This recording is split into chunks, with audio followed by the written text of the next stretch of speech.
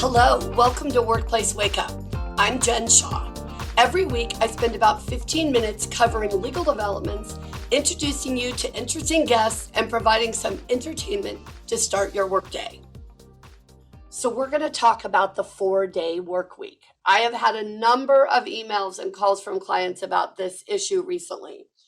That's because the Assembly Bill 2932 here in California is proposing to have a 4-day work week where anyone who works more than 32 hours would get overtime. So the idea is we would shorten the work week. Now, the bill as written would only apply to large employers with more than 500 workers. And there would be exceptions for workplaces that have collective bargaining agreements. So where there are unions involved, there would be an exception. So the idea here is that the legislature is saying, look, we have a great resignation. People are leaving the workplace in droves. If any of you have had a similar experience, I was on a vacation recently and some of the restaurants were closed because they said they couldn't get enough workers. So this idea of people leaving the workplace is having a real impact. It's having a real effect in the community. So the idea is, if we shorten the work week, people will have more time with their families, they'll have more time to do what they want personally, and they'll be happier employees when they're working. That's the idea. That's the theory, right?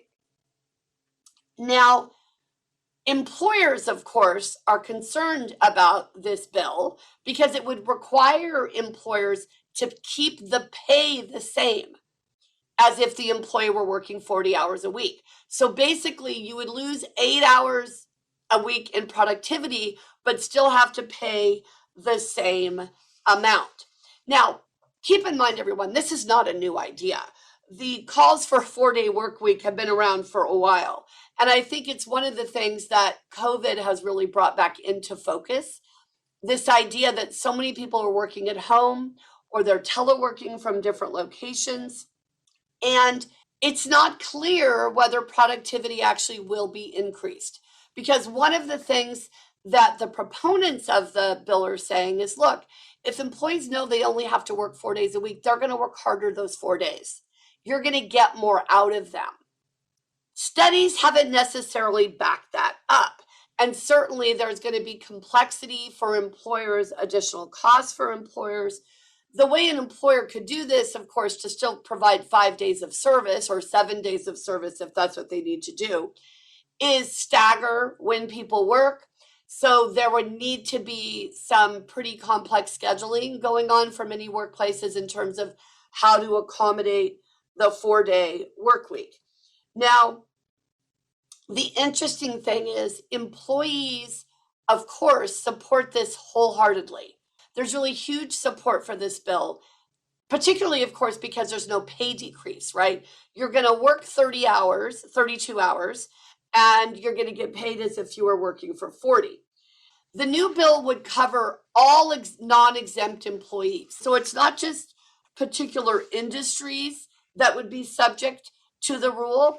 Anybody who's non-exempt, remember, non-exempt is someone who is not exempt from California's wage hour rules for overtime, rest breaks, meal periods, recording their hours worked, on-call time, reporting time pay, those sorts of things. So when you look at this proposal and you look at the bill, the idea is to really encourage people to come back to the workplace. People who have left during COVID, who have found other ways to earn a living. The idea is to get them back and to say, look, we can provide you a more flexible work week. We can give you 3 days off. For some of you, you might want those 3 days in a row. For others of you, you might want them interspersed during the week. But you get to decide. You get to decide what you're going to do and how you're going to do it.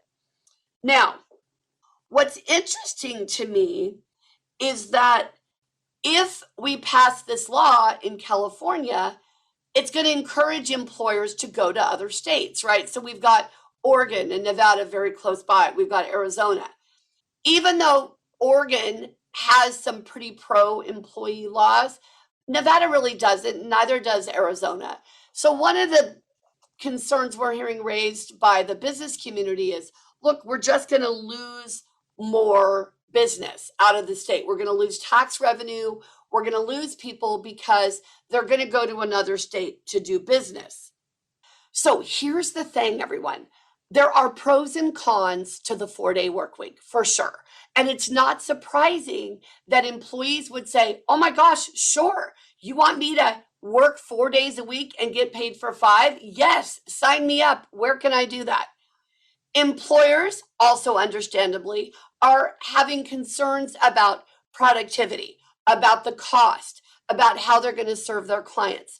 So it's going to be interesting to see where this bill goes. One of the things to understand about the California legislature, of course, and this is the way it works in most state legislatures, the bill will be proposed. It will get out of committee if there are enough votes, and then there will be debate.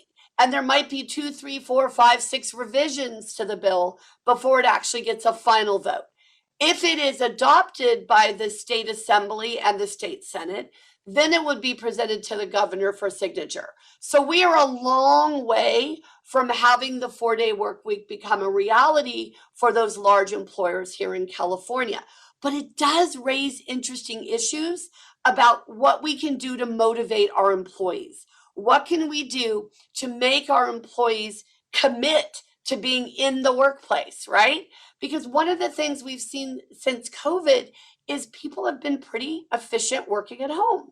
I was definitely one of those folks who thought, you know what, it's just not as productive, it's not as beneficial to have someone working at home. And certainly you miss that collaboration when you have folks who work at home. We have several folks who work at home full time, and I miss them. I like them to be in the office. I feel like we have such good decisions when we're in person, but it's better than losing them. And I think that's where this 32-hour work week proposal is going to end up. The legislature is going to have to make a decision about, okay, what do we offer to these employees to get them motivated to stay, to encourage them to commit to doing their best while they're here without sacrificing the business community. So there are, of course, two sides to this story, as there always are. And if you're an employer, think about whether you want to voluntarily adopt a 4-day work week. You might. It might be a huge employee relations win for you to do that if you can figure out your schedules and you can make sure that you're meeting your client and customer needs.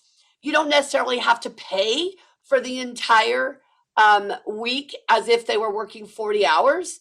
What a lot of our clients have done is they've gone to shorter work weeks. They've reduced the pay, right? They're only paying non-exempt employees for the hours they actually work. And the employees are thrilled. They're getting paid a little bit less. They're also paying a little bit less in taxes. So sometimes that net actually works out okay. And they get that extra time.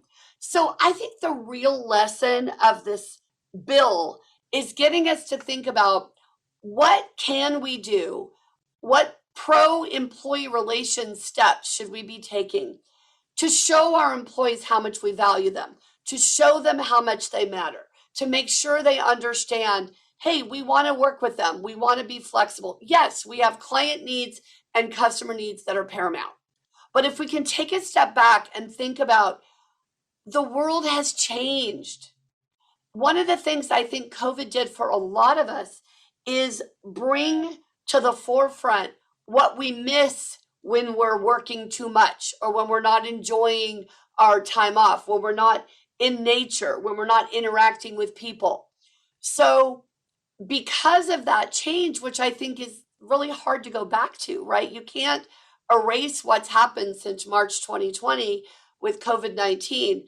So we do need to look at the workplace a little bit differently. We need to think about what we can offer. And I have so many clients who've just done amazing things, little things, right? They offer some services where they help folks find their childcare. They help with elder care, right? There are so many services out there that you can sign up for as an employer, and you can get your employees help. dry cleaning. If you're in an industry where folks need dry cleaning, you have a dry cleaner company come by and pick up the dry cleaning and drop it off. There are little things we can do. And I think the more we can shift our mindset from what is the employee doing for me? That's all that matters. What can I get this employee to do for me? And thinking about what can we do for the employee? Because if we have less turnover, if we have better retention, we are serving our clients and customers better. There's no doubt about that. The less turnover we have, the less confusion we have, the less training we have to go through, the fewer times our clients and customers need to meet a new face. So there are a lot of good reasons to think about these pro-employee relations moves. Obviously, for many of us, we don't want it dictated to us by the legislature. So that's something that we all need to think about. But watch this bill. I will definitely come back to you if we have news on it. Also, remember, we have a blog where I talk about new developments and things that are going on in employment law. So I'll definitely mention it there as well. But it's something for you all to look at and think about, and really not only about the law itself, but also about what you can do, even if AB 2932 doesn't go anywhere. Are there changes you should be making in your work environment to create a place where people want to be? Now, want to be is, of course, a relative term, right? If I won the lottery and I had, $10 million properly invested, I might be doing something different. But I love my job, and the commitment that I have to our team matters to me. So if you can think about what options are available and what steps you might be able to take, you will be that far ahead of your competitor. Thanks, everyone. Have a great day. If you enjoyed this episode and would like to spread the word, please share it with others, post about it on social media, and/or rate and review it. Of course, you can also follow us on LinkedIn, Facebook, and Twitter, and email us at info@shawlawgroup.com. Workplace Wake Up, including its guests and hosts, do not provide legal advice in this podcast. Do not act upon any of the information discussed in this podcast without consulting a licensed attorney in your jurisdiction.